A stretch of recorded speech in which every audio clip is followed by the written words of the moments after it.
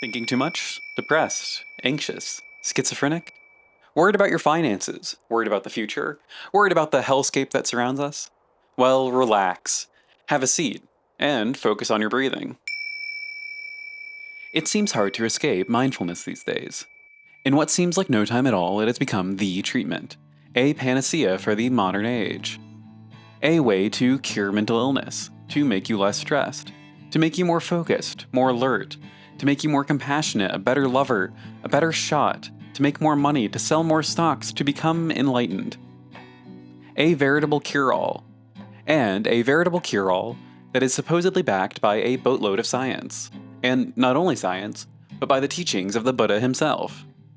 Except, how well does the science actually hold up? And how much does modern mindfulness actually have to do with Buddhism? And why is mindfulness so beloved by stock bros and the military-industrial complex? Is mindfulness really just a harmless treatment? Or is it something more insidious? Well, in this video, we'll explore all of those questions.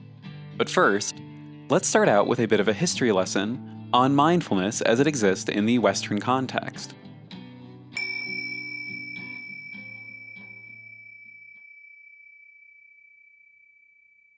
Let's start with a bit of etymology. So, the English term mindfulness comes from a translation of the Pali word sati. Sati constitutes a core part of Buddhist belief systems, with samasati, or right mindfulness, being one of the spokes of the Eightfold Path. Contrary to how it's often seen in modern eyes, sati literally translates to something like to bear in mind, or to recollect, with samasati being the ability to bear in mind the Dharma, or the Buddha's teachings, while observing one's thoughts. This differs quite a bit from modern conceptions of mindfulness, in which the term often refers to bare awareness, or just passive observation of one's thoughts, without any judgment, and without applying any teachings to those thoughts. Now, this does change over time, with Zen Buddhism in particular, moving the focus away from keeping thoughts in mind and into just being focused on the present, or, as in the case of no mind meditation, on nothing. This is largely where Western mindfulness comes from. Although it's important to mention a few caveats. For one, this redefinition of mindfulness was controversial among different Buddhist sects and among contemporaneous Buddhist scholars. And it was also a practice that was largely kept to Buddhist monks, living in intentional communities that largely abided by Buddhist principles. When it did leak out into lay people, it was pretty thoroughly criticized for the lack of critical thinking that it entailed. This was especially prevalent at the turn of the 20th century, in which Zen Buddhism became a spear in the armory of Imperial Japan, becoming a motivator for their war crimes and conquests. It becomes pretty easy to commit war crimes when you don't have to think about them too much. This will come up later. Mindfulness in its current Western context largely comes into being with one John Kabat-Zinn. Like many Americans in the 60s, Kabat-Zinn experimented with Buddhism. However, unlike a lot of those Americans, Kabat-Zinn stripped it of all of its cultural and religious meaning and turned it into an 8-week course. Kabat-Zinn, who originally was a professor of molecular biology at MIT, originally became interested in Buddhism after a traveling Buddhist monk gave a speech at MIT. This sparked an interest in Kabat-Zinn, and led to him studying under a cadre of Buddhist monks, including Thich Nhat Hanh. Thich Nhat Hanh is often called the father of mindfulness, and the originator of engaged Buddhism, which applies Buddhist teachings to social justice issues. His mindfulness trainings are insights and teachings that he saw as expressions of mindful practice, built on traditional Mahayana Buddhist precepts. These trainings include reverence for life, committing to not killing and to preventing others from killing, as well as generosity and practicing sharing loving kindness with others, and preventing others acting exploitatively.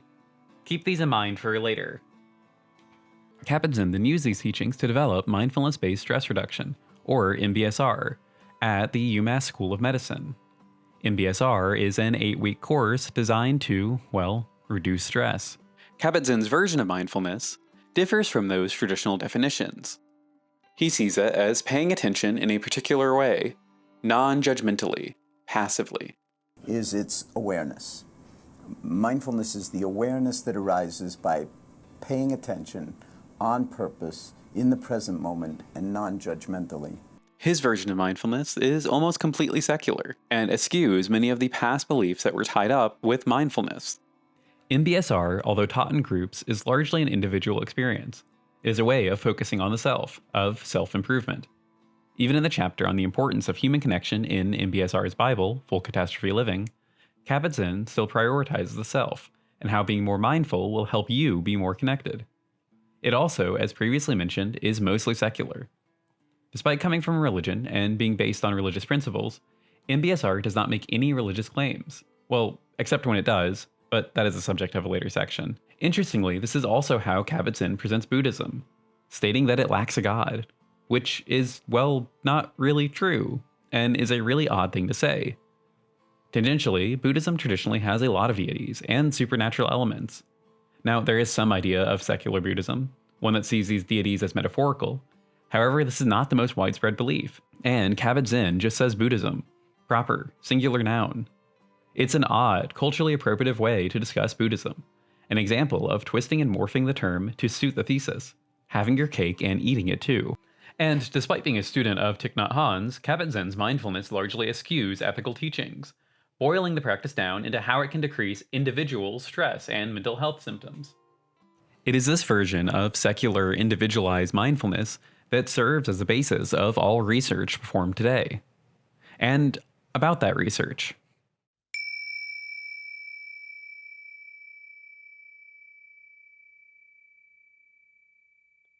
Mindfulness research seems to have acquired a very special place in our media ecosystem. It seems like just about every day, a new study comes out, and along with it a press release, about how mindfulness can cure this or that ailment. And you see mindfulness being applied to all sorts of things. If you just pay attention to what the media says about the research, mindfulness does seem like an actual panacea, something that can cure whatever ails you. There is something supposedly very unique and special about cultivating mindfulness that has such a large beneficial effect. And mindfulness has become a core part of a lot of modern systems of therapy. However, what all of this hype largely neglects is a simple truth: that the research on mindfulness is just not very good. To illustrate this, a 2014 systematic review and meta-analysis in JAMA reviewed nearly 19,000 studies and ended up with only 47 that were actually of sufficient quality to be included. That's 0.25% of studies examined were actually good enough to be included. Yikes.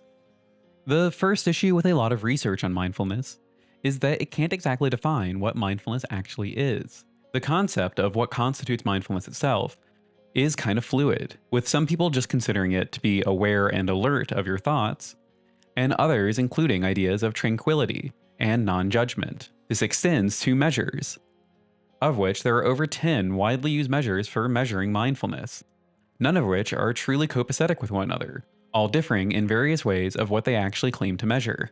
This creates a pretty large problem for actually evaluating mindfulness research, as between two studies you may have completely different definitions of what mindfulness actually is, and completely different things being measured.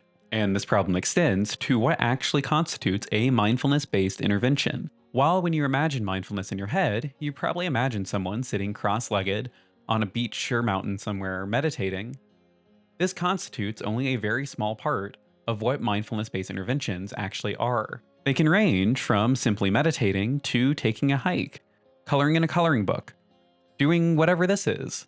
Bite it and feel the burst of flavor. Or more involved treatments such as MBCBT, a form of CBT in which mindfulness is stapled on. And MBCBT illustrates another big issue with mindfulness research. When a lot of the interventions, like MBCBT have mindfulness stapled onto something that previously existed, is it the previously existing intervention that's doing the work, or is it the mindfulness part? And then about these positive results. Well, they don't actually exist. Okay, that's not completely fair. However, there are a lot of issues with the positive results you typically see in mindfulness-based studies. The largest of these is that mindfulness-based interventions are often compared to, well, nothing, which is generally pretty bad study design.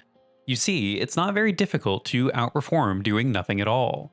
In fact, in case of placebo studies, nothing dressed up as something often outperforms, well, nothing. Just because a treatment outperforms nothing does not mean that the treatment itself is very effective, or is even doing anything at all. The benefits of MBIs almost always fall away when compared to active treatments. Such is the case with that massive meta-analysis mentioned earlier. Meditation was found to be beneficial compared to doing nothing, but fared the same or worse when compared to other active treatments, such as exercise. Even when compared to nothing, the effect size of mindfulness on treating anxiety, depression, and pain was deemed moderate, with low evidence suggesting some moderate improvement in stress as well, with low to no effect on things like attention, mood, and sleep. And the improvements on depression, anxiety, and pain are pretty low on average, with not super impressive effect sizes, many of which I would hesitate to even call moderate. I mean, an effect size of 0.3 for mindfulness's improvement on depression is just on that line between low and moderate, and only stands at the 8-week period, falling to a definitionally low 0.23 after 3 to 6 months. An effect size of 0.3 amounts to about a 2-point score improvement on the Hamilton's rating scale for depression, one of the most widely used measures, which is debatedly clinically significant, but is still small, and would not result in a change in the assessed level of depression anyways. And now, these results are not nothing, and even though they have fairly low effect sizes, there is still some benefit, which is good. However, these are far from the magical benefits often purported in the media, and the limited application of these benefits moves mindfulness pretty far away from the panacea it's often seen as. And why is it that the media continues to report these magical benefits? Well, one idea is that it is a white hat bias. A white hat bias is the distortion of evidence in service of supposedly righteous means. In mindfulness research, this largely plays out by the downplaying or suppression of results that are not impressive, and the boosting of ones that make mindfulness look good. It is a righteous aim to cure depression and anxiety and whatnot, right? This, however, leads to the majority of studies that make the rounds showcasing positive results, despite this not being the actual case with the research literature. And before one of my 5 viewers brings up studies that show that mindfulness changes fMRI readings of the brain, and that this shows that mindfulness is in fact a unique process that radically changes people, I want to caution that fMRI studies are notably unreliable, with small sample sizes, large rates of false positives, and results that are inconsistent over time. They work very well for measuring function and can be a very useful clinical tool, but they run into a lot of issues when determining permanent brain changes, and often overemphasize a model of the brain that is segmented, rather than the more accurate model of the parts of the brain working in concert with one another. And when talking about mindfulness-based research, there's something that's very important that's often neglected, and that is the adverse effects. In a 2020 meta-analysis of almost 7,000 studies, it was found that just over 1% of them, 83 of the 6,742, reported adverse events. This is incredibly harmful and just bad science. It does not matter what your intervention is, it does not matter what you're actually studying. Adverse effects, no matter how small, should be reported. And this isn't a new thing either. Adverse effects from meditation, otherwise known as meditation sickness, go back as far as a 454 CE Chinese text, and has been a well-understood phenomenon throughout the history of Buddhism. And I will give it, the adverse effects from practicing mindfulness are pretty small. Most of them were slight increases in depression or anxiety, slight increases that disappeared after a short amount of time. Although there were some subjects who experienced psychosis and disassociation from participating in mindfulness, which again seemed to largely dissipate as time passed. Now, none of these are severe. No one's head fell off. At least not yet. Daddy's home! Hi, Dad. Of course, in an effort to make mindfulness seem like a all-good thing, these adverse effects are widely ignored. After all of these lackluster results and shoddy research, it makes you ask, why?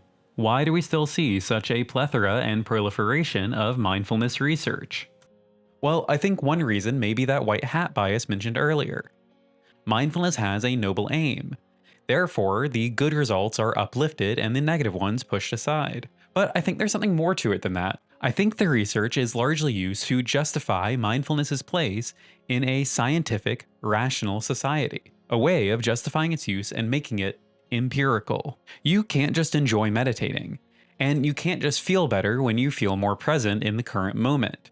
No, you have to be doing something that gives you a quantifiable benefit. You have to be meditating because it lowers your score on an anxiety inventory. You have to be practicing mindfulness because it makes you better at your job. Under capitalism, everything must be quantified, and everything must be assigned value, even religious practices. And this serves as a perfect segue into our next segment.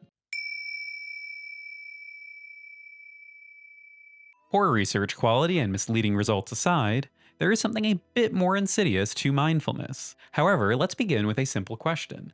What is the point of therapy? And of this whole psychology enterprise? Freud was reported to say, apocryphally mind you, that mental health was the ability to work and to love. And that the point of therapy was to turn neurotic misery into ordinary unhappiness. And these goals are rather understated. There is no idea of creating a better man, just one who is a bit more apt to deal with the suffering around him. And overall, I would say this idea seems just a bit Buddhist. Life is suffering, after all. As time passed and new modalities of therapy were developed, these formulations were rejected, namely by the humanist psychologists, such as Carl Rogers and Abraham Maslow, who thought that therapy could serve to increase a human's potential. You no longer had to wallow in ordinary unhappiness. You could achieve betterment, or in humanistic terms, self-actualization. Now, this idea of self-actualization did not put the entire onus on the individual. In achieving self-actualization, one needed to have all their basic needs met first. Think Maslow's hierarchy of needs, which requires a caring and amenable society. As with seemingly all things, though, this view eventually became kind of bastardized and led to the creation of self-help books and self-help seminars, which propose a lot of very grandiose change for humans to do, posits that this change must come from, well, the self. This moves the impetus of change from society onto the individual. It just so happens that this turn in psychology to self-responsibility and away from societal causes of injustice or unhappiness coincides with the global domination of neoliberal capitalism, a political ideology that emphasizes the role of the individual and individual responsibility above all else. Under neoliberal capitalism, it is not society's fault that you are poor, rather it's your own for not grinding enough. This new formulation of self-help psychology meshes incredibly well with neoliberal capitalism and led to the birth and dominance of behaviorist psychotherapies, which rely on the idea that it's not the world that needs to change, but your own thoughts about the world. Around the same time, Carl Rogers and Abraham Maslow's humanist psychology morphed into positive psychology and led to the birth of the happiness industry. Suddenly, the definition of mental health becomes conflated with ideas of happiness and well-being. Thus begins the pathologizing of unhappiness. It is no longer ordinary to live in unhappiness. If you are unhappy with, well, anything, you are mentally ill, and you need to do something about it. And so in comes mindfulness, which posits that it's not only our thoughts that are the problem, but that we think about our thoughts too much. What Kabat-Zinn calls a thinking disease, and the origin of our society-wide ADD. All of your problems are in your head, and the result of not thinking about them enough. In fact, if you care too much about the world's problems, well, that's your own problem, and you should stop it. You'd really just be better off ignoring those thoughts about those problems to start with. And how do you learn the solution to all of life's problems? Well, you attend a class, or subscribe to an app. Happiness can't be free, right? These people need to eat. This is a billion-dollar industry after all. This framework puts life's problems exclusively on the individual level. Inherent to this view is the lack of blame put on society for the world's ills. Society becomes a neutral actor. It just is. And this creates a certain supremacy to the status quo, namely neoliberal capitalism. This recalls to mind Fukuyama's The End of History, in which he claims that neoliberal capitalism is the end-all be-all of human society, how humans were always meant to be organized. Why would you try to change things when this is the ultimate state of being? And why would you try and change things when society has done nothing wrong? When all of the damage is on how we think about the system, not on the system itself. One place this lack of concern for the world's problems probably helps is in the military, which has become a hotbed for mindfulness practice. The US military has spent millions on the research and implementation of mindfulness for active duty troops, with the idea that it will help soldiers operate better in chaos. Of course, in this context, operate better is being better at shooting other human beings, and chaos is whatever poor country has the most oil to liberate. So, mindfulness becomes a sharpened spear in the armory, a way to train soldiers to not think as much about why they're shooting others, to not critically think and or ask questions, and just do. Just become another cog in the military-industrial complex. Of course, mindfulness is also used by the IDF, marketed as a way to help IDF soldiers find their inner peace, so they no longer have to think about the children they bombed.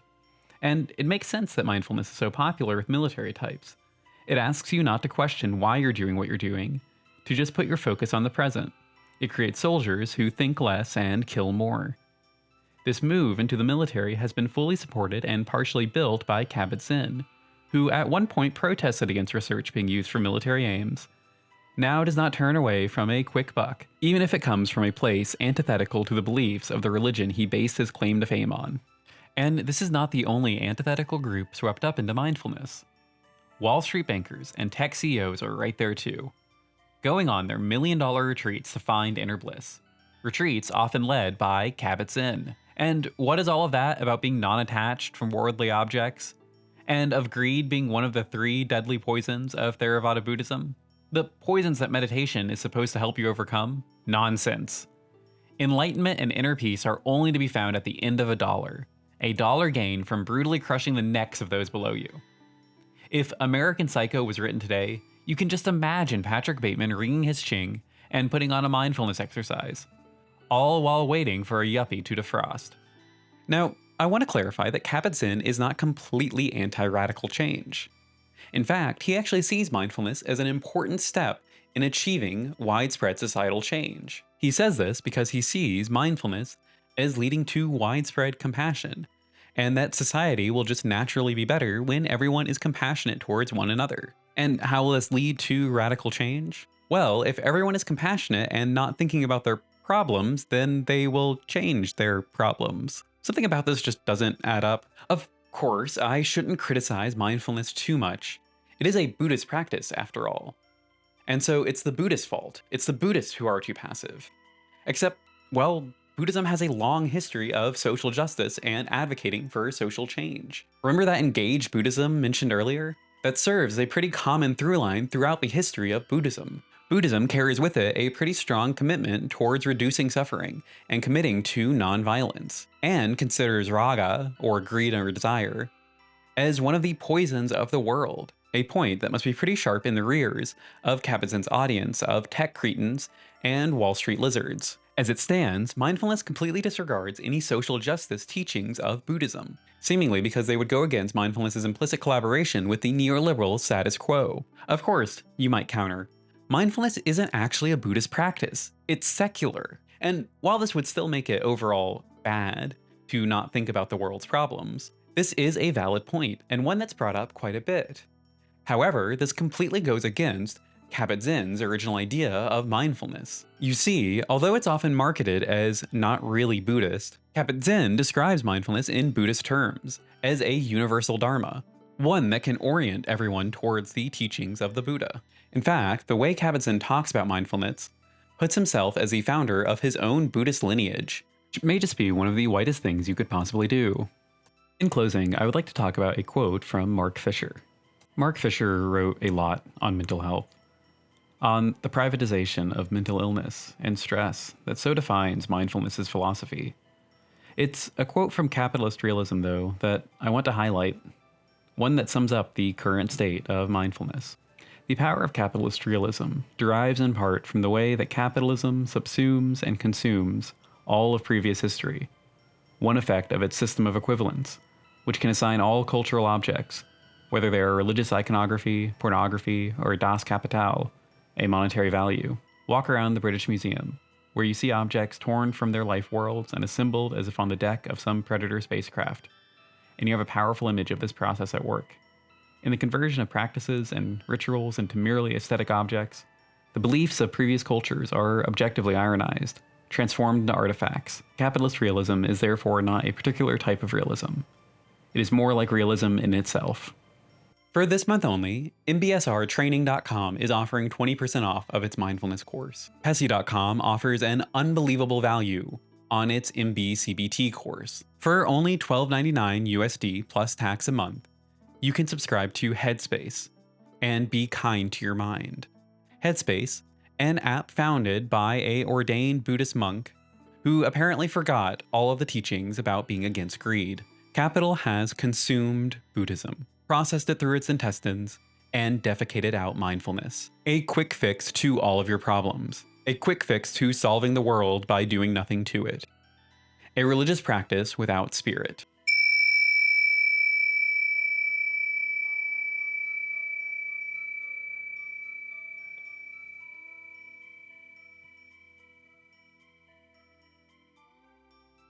I want to clarify something here. If you personally find mindfulness useful in your daily life, then that's great. That's fantastic. This video's intention was not to take away from you something that helps you cope with our current hellscape. What this video's intention was to help you think critically about mindfulness and its place of dominance in our current mental health sphere. As it stands, mindfulness is largely marketed as a panacea, which the evidence just doesn't show.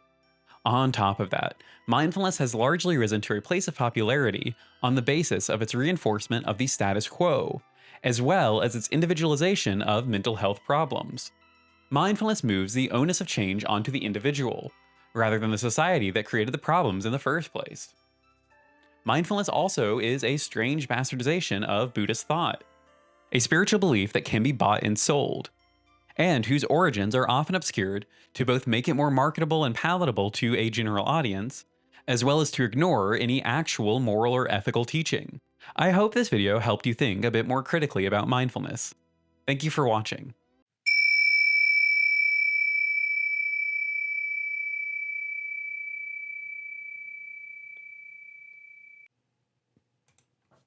Thank you so much for watching. I want to give a special thanks to Ronald Purser for his book, McMindfulness, which is responsible for like 3/4 of this video. I would highly recommend giving it a read if you find this topic interesting. It's super well written and insightful. I also want to give an extra special thanks to Alex, Josh, and June Wu, as well as my partner Luna, who all watched this video in its very rough states and helped make it into a finished product. Thank you so much.